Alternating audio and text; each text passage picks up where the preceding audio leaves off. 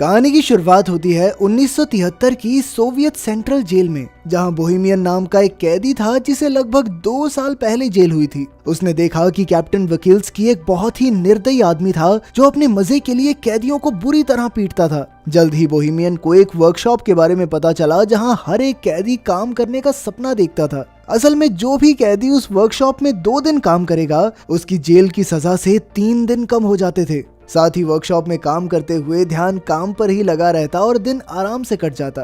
फिर एक दिन वार्डन ने बोहेमियन को अपने ऑफिस में बुलाया और उसे अपनी सजा कम करवाने का एक मौका दिया। वो चाहता था कि बोहेमियन एक ऐसी टीम तैयार करे जो वर्कशॉप में काम करके वहाँ की प्रोडक्टिविटी को डबल कर दे। साथ ही उसने कहा कि अगर उसकी टीम 2 गुना काम करने में कामयाब रही तो 1 साल में बोहेमियन को रिहा कर दिया जाएगा। वार्डन ने कहा कि वो अपनी पसंद के किसी भी कैदी को चुनकर टीम बना सकता है, पर जब बोहेमियन ने कहा कि वो हैचेट नाम के कैदी को चुनना चाहता है तो वार्डन ने इसके लिए साफ इनकार कर दिया। असल में हैचेट काफी खतरनाक कातिल था जिसने 2 लोगों को बेरहमी से मार डाला था। लेकिन जब बोहेमियन ने कहा कि वो बहुत मेहनती है, वो जरूरी है टीम के लिए, तो फिर वार्डन उसकी बात मान ही गया। आखिरकार बोहेमियन ने अपनी टीम बनाई जिसमें हैचेट, नीडल, बूढ़ा मास्टर और क्रेसी नाम के कैदी शामिल थे। बोहेमियन के दोस्त हैचेट से थोड़ा डर रहे थे तो बोहेमियन ने उन्हें समझाया कि हैचेट से बिना बात किए उसे बस अपना काम करने दो। असल में बोहेमियन और हैचेट काफी अच्छे दोस्त थे क्योंकि कुछ समय पहले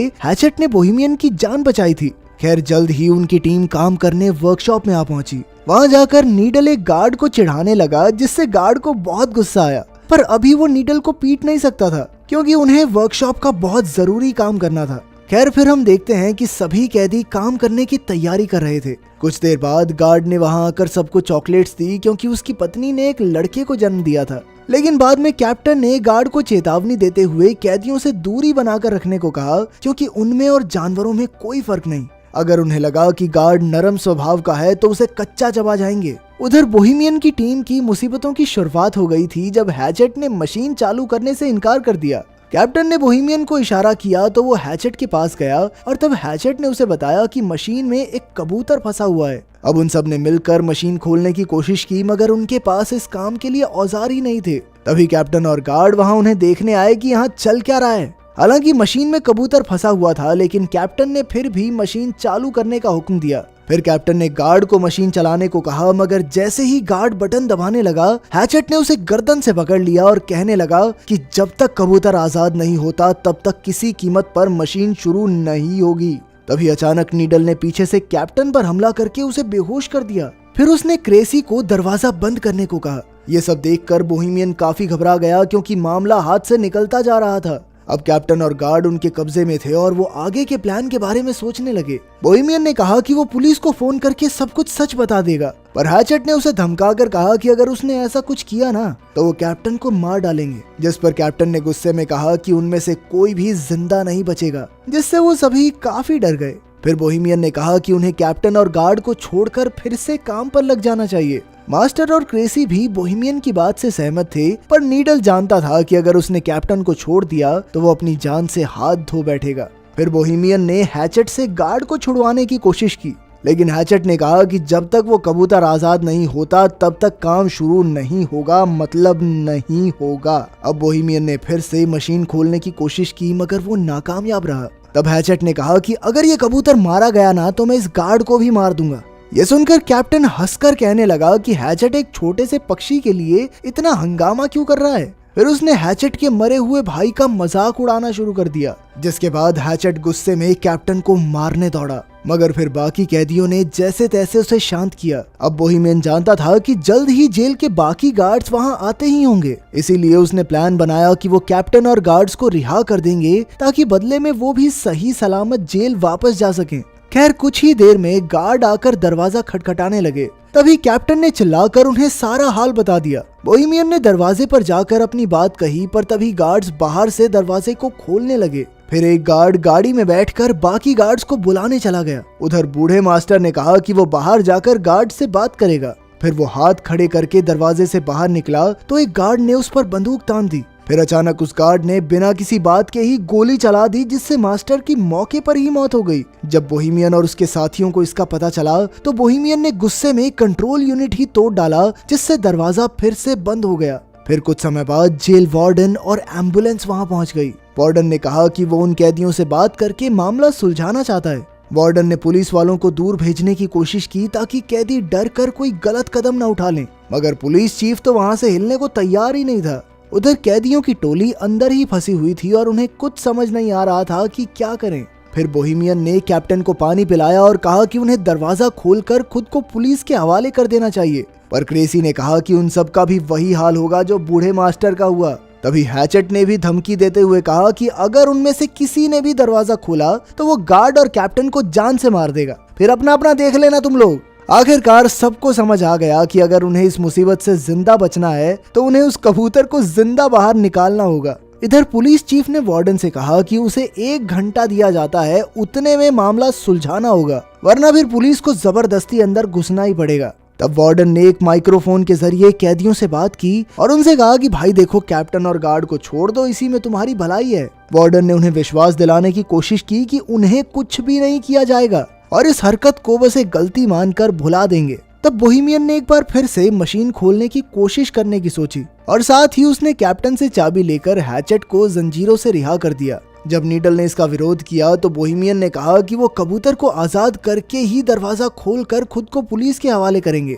इस बात से नीडल और बोहेमियन के बीच हाथापाई शुरू हो गई। नीडल एक औजार से बोहेमियन की जान लेने ही वाला था कि हैचेट ने उसे पीछे से उठाकर दीवार पर दे मारा। इसके बाद वो सब मशीन खोलने में जुट गए। फिर हैचेट ने अपनी बाजुओं के जोर से कुछ ही देर में ढक्कन खोल दिया, लेकिन अब भी एक और परत उतारनी बाकी थी। उन्होंने देखा कि कबूतर अब भी जिंदा था। तब बोहेमियन ने हैचेट से पूछा कि वो एक कबूतर को बचाने के लिए इतना जोर क्यों दे रहा है। फिर हैचेट ने उसे बताया कि उसे हर रोज डरावने सपने आते हैं जिसमें उसे एक कब्र में जिंदा दफना दिया जाता है। वो बुरी तरह चिल्लाता है, मगर अंत में वहीं दम घुटने की वजह से उसकी मौत हो जाती है। अब वो इस कबूतर में खुद को देख रहा था और उसे न जाने क्यों लगता था कि अगर ये कबूतर बच गया तो शायद वो भी बच जाएगा, उसके भी ये बुरे सपने बंद हो जाएंगे। खैर, फिर बोहेमियन ने मशीन खोलने में गार्ड की मदद मांगी तो उसने कहा कि पहले उन्हें कैप्टन को रिहा कर देना चाहिए ताकि कैप्टन बाहर जाकर पुलिस को सब कुछ बता सके, मगर नीडल उसे छोड़ने के लिए हरगिज राजी नहीं था।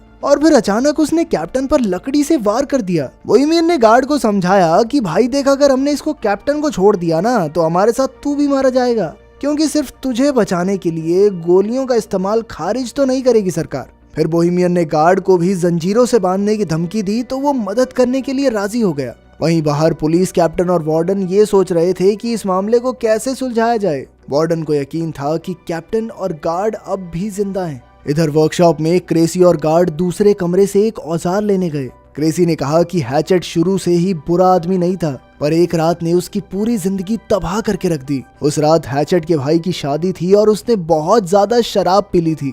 जब हैचेट के भाई ने उसे रुकने को कहा तो नशे में हैचेट ने अपने भाई को ही मार डाला। जब उसके पिता ने उसे रोकने की कोशिश की तो हैचेट ने उनकी भी जान ले ली। कुछ देर बाद जब उसे होश आया तो उसने पछतावे में खुद को पुलिस के हवाले कर दिया। खैर, फिर सभी कैदी मशीन खोलने की कोशिश में जुट गए। तभी बाहर से वार्डन ने बोहेमियन को बात करने के लिए दरवाजे पर बुलाया। असल में उनकी मोहलत का 1 घंटा बीत चुका था, मगर बोहेमियन ने कहा कि उन्हें कबूतर को जिंदा बाहर निकालने के लिए 1 घंटे का समय तो और लगेगा।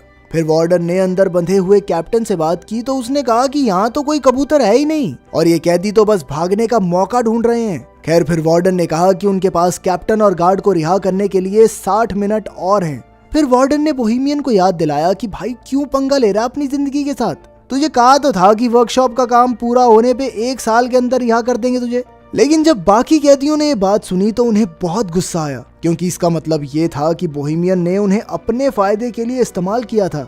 ये देखकर कैप्टन तो जोर जोर से हंसने लगा और बोहेमियन ने उसे मुक्का मार दिया। फिर वो कैप्टन को रिहा करने लगा तो नीडल ने उसका विरोध किया। तब बोहेमियन ने कहा कि वो सिर्फ कैप्टन को रिहा करेंगे और गार्ड को बंदी बनाकर रखेंगे। फिर जब बोहेमियन कैप्टन को लेकर बाहर आया तो अचानक पुलिस चीफ ने उन पर गोलियां चला दी। अब बोहेमियन तुरंत कैप्टन को वापस अंदर ले आया और मामला फिर बिगड़ गया। उधर बाहर वार्डन ने गुस्से में पुलिस चीफ के मुंह पे मुक्का मारा, पर चीफ ने कहा कि क्या हो गया भाई, उनका समय खत्म हो गया है, बाहर निकालना चाहिए हमारे सोल्जर को।